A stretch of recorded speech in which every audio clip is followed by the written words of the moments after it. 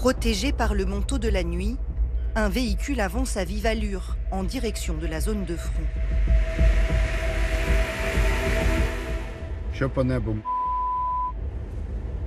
Il est 5 heures du matin. L'équipe de Sacha et Yevgeny va prendre son service.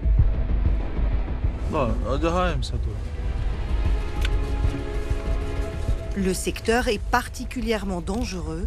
Les soldats ukrainiens enfilent leur équipement de protection.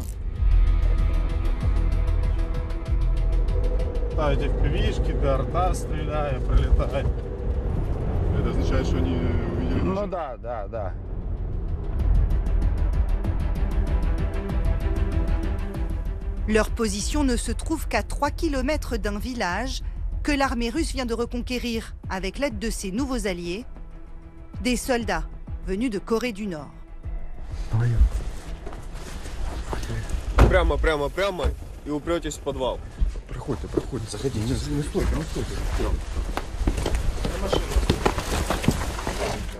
En sous-sol, Yevgeny et Sacha rejoignent une équipe de dronistes.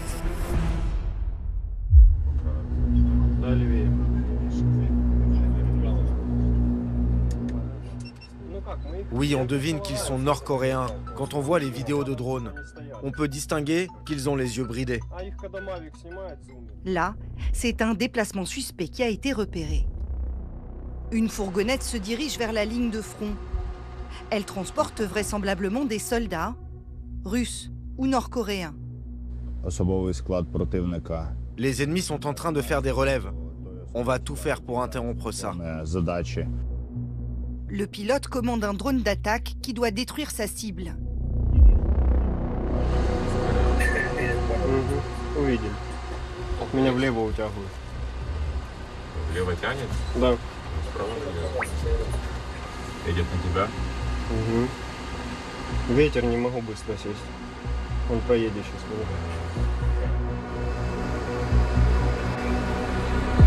Есть. Да. Попали. Отработали. Красавчик. Сейчас.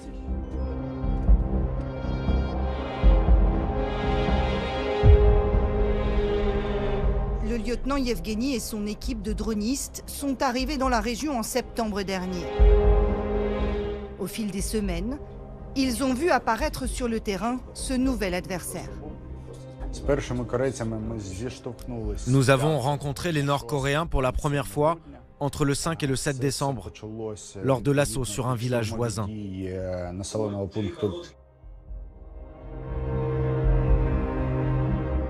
Les Ukrainiens sont d'abord intrigués par la taille de ces soldats dont ils ne connaissent pas encore l'origine, d'un gabarit plus petit que celui de leurs adversaires habituels. Ils sont également surpris par leur technique d'assaut, qui révèle des différences significatives.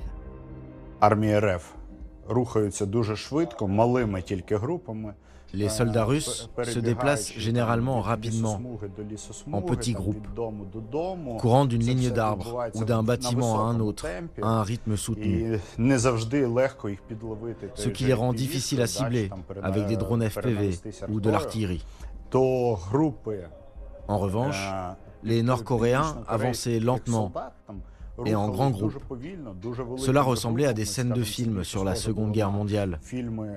Des groupes de 30 soldats avançant comme s'ils se promenaient. Même lorsque nous les avons attaqués, ils ne se dispersaient pas. Ils ne semblaient pas savoir comment réagir.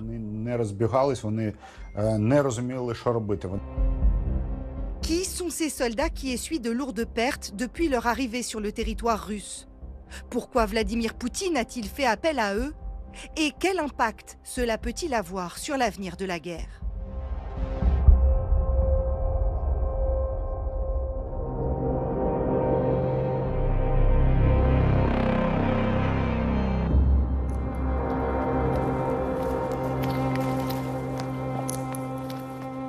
Après 3 ans de conflit, le lieutenant Yuri pensait avoir tout vu. Âgé de 34 ans, il a été de tous les combats.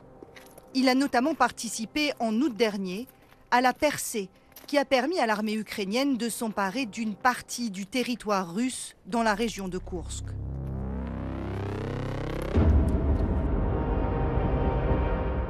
Mais à la mi-décembre, alors qu'il tente de conserver la zone, il tombe nez à nez avec ces nouveaux combattants fraîchement arrivés de Corée du Nord. Ils étaient habillés de manière identique aux troupes régulières russes et leurs armes étaient les mêmes que celles utilisées par les forces armées de la Fédération de Russie. Chaque soldat portait un fusil d'assaut Kalachnikov. Ils avaient également en permanence des grenades offensives avec eux.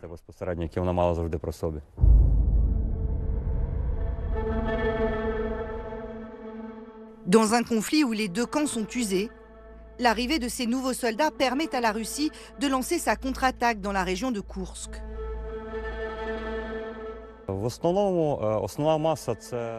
Ils sont principalement utilisés comme infanterie. Leur tâche est de mener des assauts, de s'emparer de positions.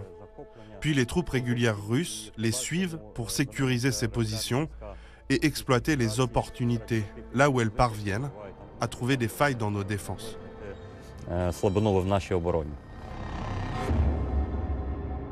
Pour en savoir plus sur ces fantassins projetés en première ligne, direction la Corée du Sud, où une trentaine de milliers de Nord-Coréens ont trouvé refuge.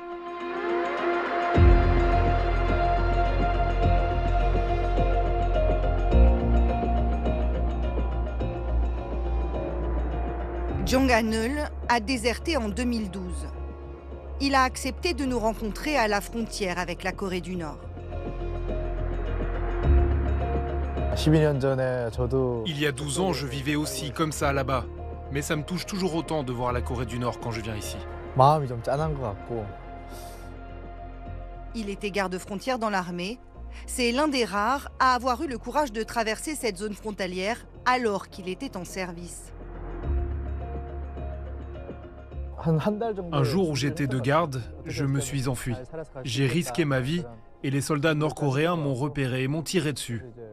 J'ai senti les balles de Kalachnikov siffler au-dessus de ma tête. Il y avait 2 kilomètres à parcourir pour franchir la frontière et c'était plein de mines, mais j'ai eu la chance de les éviter, même si les soldats continuaient de me poursuivre. Comme tous les jeunes hommes du pays, Han-eul est conscrit. Il partait pour 7 à 10 ans de service militaire obligatoire. C'est alors qu'il découvre la violence du régime envers les recrues. Je pesais environ 60 kilos quand je suis arrivé à l'armée et environ 43 kilos quand je suis parti de Corée du Nord. L'entraînement a lieu 7 jours par semaine. Ils doivent s'entraîner comme dans une vraie guerre. Si vous ne transpirez pas assez sur le terrain d'entraînement, vous saignerez sur le champ de bataille. Donc il n'y a pas de mesure de sécurité. Si vous vous blessez ou si vous mourrez, ils vous envoient juste un certificat de décès, c'est tout. Ils vous donnent une médaille d'honneur pour le pays.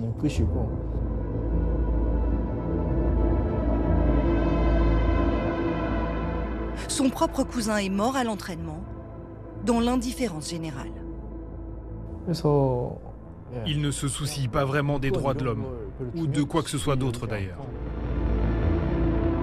Des soldats poussés à bout physiquement et des moyens matériels très limités.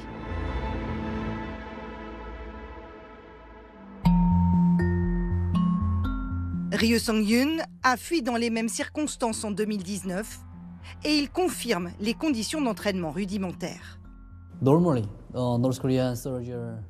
Normalement, chaque soldat a le droit à seulement 6 balles par an pour s'entraîner au tir, parce que ça coûte cher.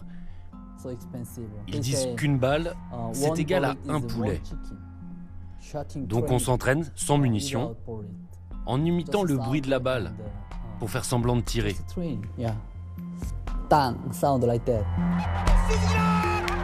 Et pour les soldats de l'armée de Kim Jong-un, une rétribution plus que symbolique. La Corée du Nord est un système socialiste, n'est-ce pas? Donc, il n'y a pas de concept de salaire. Quand je servais dans l'armée, je recevais juste une solde de 130 won par mois, alors qu'à cette époque, un simple bonbon coûtait 100 won. La Corée du Nord dispose de la 4e plus grande armée du monde. Mais derrière cette mise en scène grandiose, le pays subit des sanctions internationales et figure parmi les nations les plus pauvres. Je sais que la Corée du Nord a beaucoup de difficultés économiques en ce moment. Donc ce pays a besoin de soutien pour recevoir de la nourriture ou du pétrole raffiné notamment. Et parmi ses principaux partenaires économiques et diplomatiques, la Russie. Les leaders Kim Jong-un et Vladimir Poutine ont multiplié les rencontres ces 5 dernières années pour resserrer leurs relations bilatérales. Selon les renseignements sud-coréens, Moscou aurait déjà acheté plus d'1 million d'obus à la Corée du Nord, ainsi que du matériel militaire pour combattre en Ukraine, comme ces dizaines de canons à très longue portée. Après 3 ans de guerre, c'est en toute logique que le président russe est également allé y puiser de la main-d'œuvre.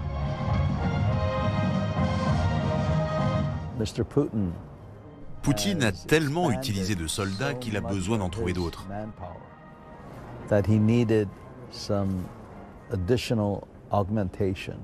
Il a déjà fait appel à des criminels issus des prisons, à des mercenaires. Et donc il s'est dit, pourquoi ne pas essayer les Nord-Coréens? Ou peut-être même que c'est la Corée du Nord qui a proposé de fournir des soldats contre rétribution.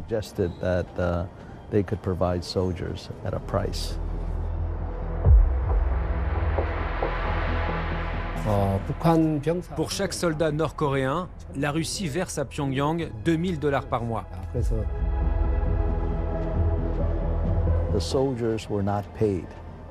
Les soldats n'étaient pas payés directement. Ils n'attendaient rien en contrepartie de leur participation à la guerre contre l'Ukraine. Cela signifie que l'argent était versé en intégralité au régime nord-coréen.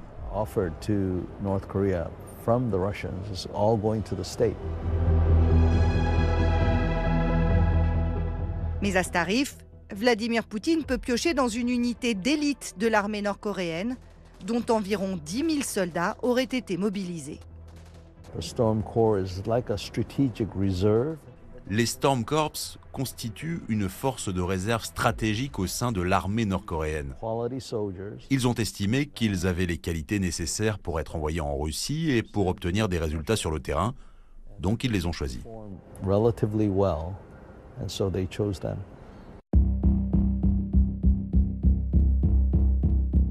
Les premiers mouvements de troupes ont été observés au mois d'octobre 2024. Nous avons pu observer les mouvements des Nord-Coréens depuis le port de Chongjin, dans le nord du pays. Ils sont ensuite allés en bateau directement à Vladivostok, en Russie. Tout cela a été photographié par les satellites. Sur cette vidéo, filmée au camp d'entraînement de Sergueïevka, dans l'extrême est du pays, on peut voir des soldats nord-coréens recevoir de l'équipement et un uniforme de l'armée russe.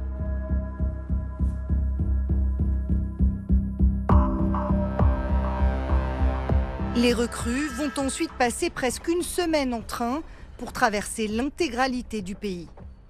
Plus de 9000 km avant de rejoindre la ligne de front russo-ukrainienne.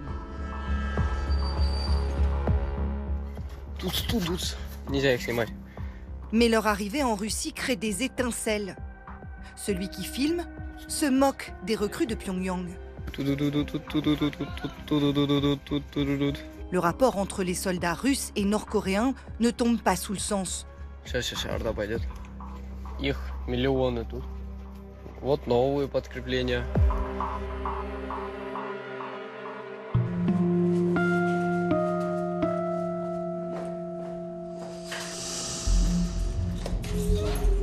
Dans les prisons ukrainiennes, certains combattants russes, aujourd'hui prisonniers, racontent avoir croisé ces soldats venus d'Asie.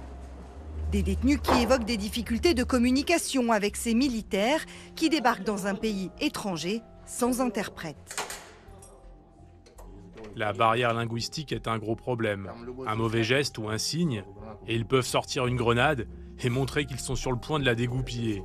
Il y a eu des cas comme ça. Un gars leur a fait un geste en forme de cœur et le Coréen l'a apparemment mal interprété. Les soldats russes observent également des comportements bien différents de ce que l'on pourrait imaginer de la rigueur d'une unité d'élite nord-coréenne. Ils aiment piller. Les gars m'ont dit que si tu laisses ton sac à dos sans surveillance, ils peuvent te voler facilement. Ils pourraient même voler des munitions. C'est ce genre de gars.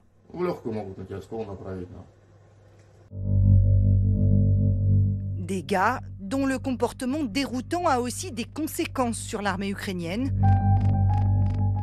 notamment sur l'usage des drones d'attaque.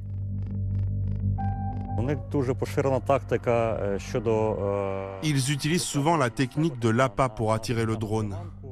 Un soldat court de manière erratique près de la lisière des arbres ou des abris, attirant l'attention des opérateurs de drones. Pendant ce temps, 2 ou 3 équipes de tir sont en embuscade, prêtes à abattre les drones de reconnaissance ou drones kamikazes que nous envoyons sur eux.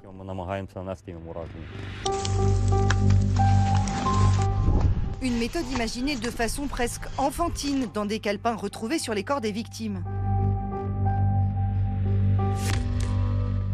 À gauche, l'appât et les 2 autres soldats en embuscade. Et des victimes, il y en a beaucoup, car pour que la stratégie fonctionne, il faut le sacrifice de l'un d'entre eux.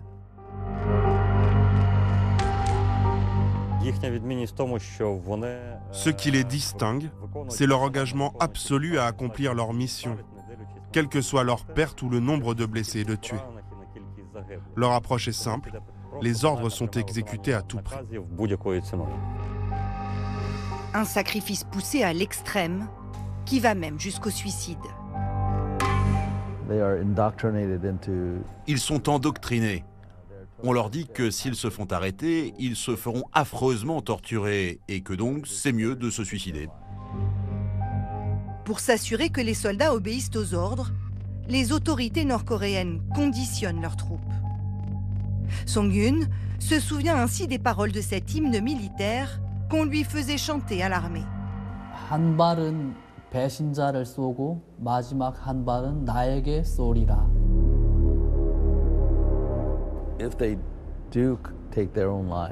S'ils se suicident, ils deviendront des héros et le régime prendra soin de leur famille.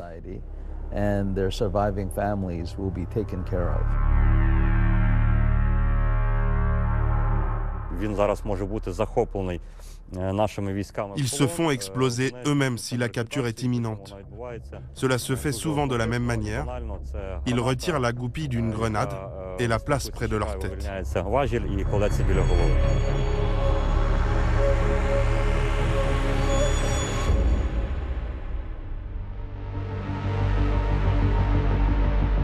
Combien sont-ils à s'être suicidés sur le front ukrainien? Impossible de le savoir. D'autant plus que pour l'heure, ni la Russie, ni la Corée du Nord n'ont reconnu officiellement la présence de ces soldats dans la région de Koursk. Membre des opérations spéciales ukrainiennes, Trainer a accepté de nous rencontrer. Son équipe a été choisie pour accomplir une mission toute particulière. Notre objectif est de collecter des preuves pour démontrer au monde l'implication des Nord-Coréens dans le conflit. Avec sa caméra embarquée, il avance avec précaution en direction d'un corps gisant sur le sol. On travaille avec plus de prudence, sachant qu'ils peuvent se faire exploser. Contrôle.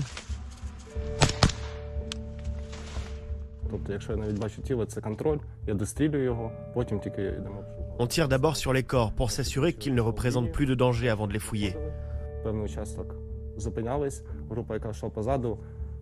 Nous avançons par vagues. Un premier groupe de 4 soldats sécurise la zone, puis un autre inspecte les corps.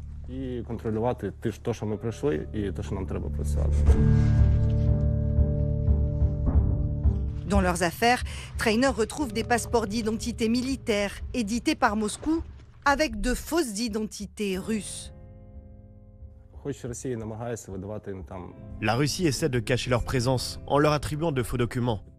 Mais un test ADN est irréfutable. Dans leurs affaires, on retrouve des carnets de notes, des photos de famille. Ce sont des preuves cruciales.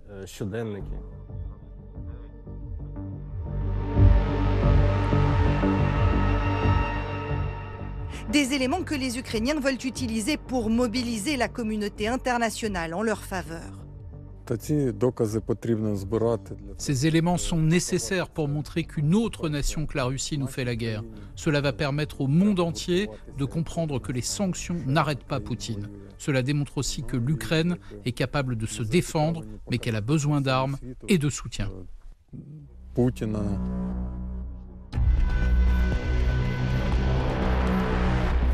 Mais ce que recherchent surtout les Ukrainiens, c'est la capture d'un soldat vivant. Et c'est ce qu'ont réussi 2 unités spécialisées. Sur ces images, une équipe arrête un jeune soldat blessé. Il avait été abandonné par son unité depuis plusieurs jours en forêt.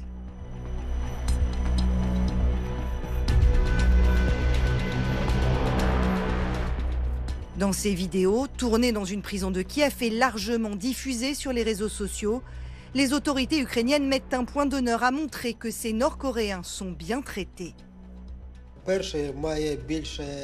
Le premier a une blessure à la tête. Il sera traité par notre dentiste. Le second a une plaie ouverte et une fracture sur le bas de la jambe. Ils reçoivent un traitement complet.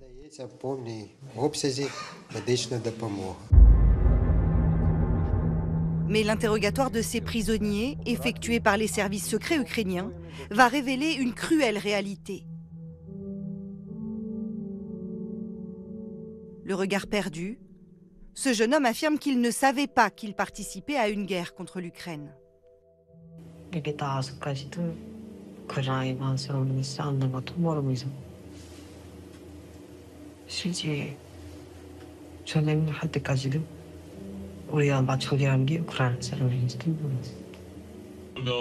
여기 지휘관들 모자는 뭐라고 그랬어요? 누구랑 싸운다고 했어요? 훈련을 실전처럼 해본다고 했어요. Les 2 jeunes hommes savent qu'ils risquent l'exécution s'ils sont renvoyés dans leur pays. 우크라이나 사람들 맞죠? 우크라이나 괜찮은 것 같아?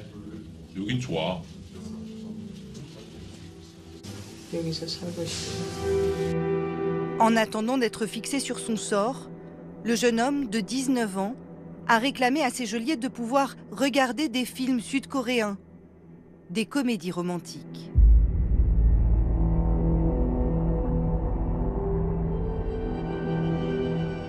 Les vidéos du jeune prisonnier ont fait le tour du monde. À l'autre bout de la planète, à Séoul, la journaliste Kim Ji-young regarde ce témoignage avec émotion. Je suis en colère, triste et bouleversée. Elle-même a quitté Pyongyang il y a 12 ans pour fuir le régime totalitaire. J'ai très envie d'envoyer ce film le plus possible en Corée du Nord.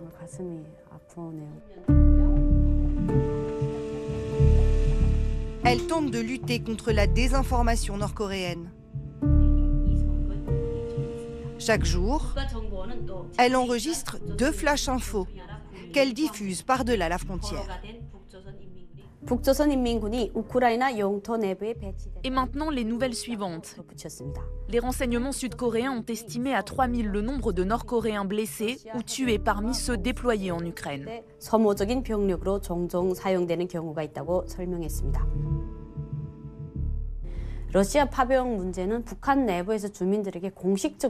Le déploiement en Russie n'est pas officiellement reconnu en Corée du Nord. Le régime de Kim Jong-un ne dit pas « nous envoyons ces enfants en Russie comme chair à canon ». Mais des familles perdent leurs enfants sans qu'elles soient informées de ce qui se passe. C'est l'enfer sur Terre. Et c'est pourquoi nous enregistrons ces journaux.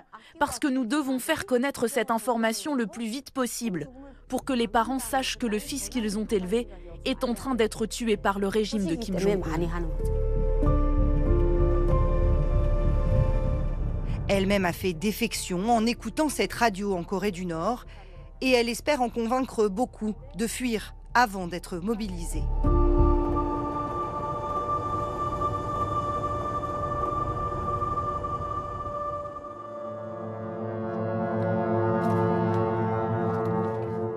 À ce jour, au moins un quart du contingent aurait été mis hors de combat par l'Ukraine.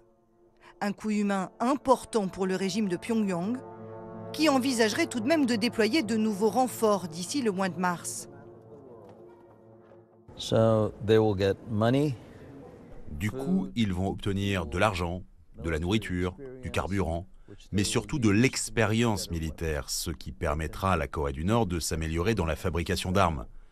Ils pourront ainsi les exporter dans le monde entier et les vendre à des pays qui veulent déstabiliser l'Occident.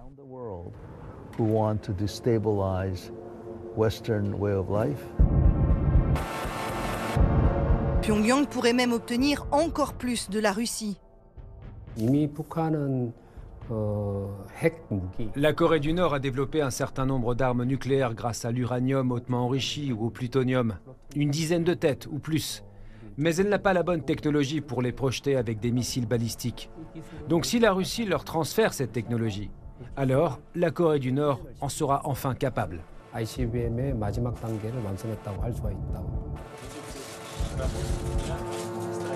Avec sa participation inattendue à la guerre aux côtés de la Russie, la Corée du Nord sort plus que jamais renforcée. Ou comment le conflit régional en Ukraine pourrait faire tache d'huile et ouvrir de nouveaux fronts dans le monde.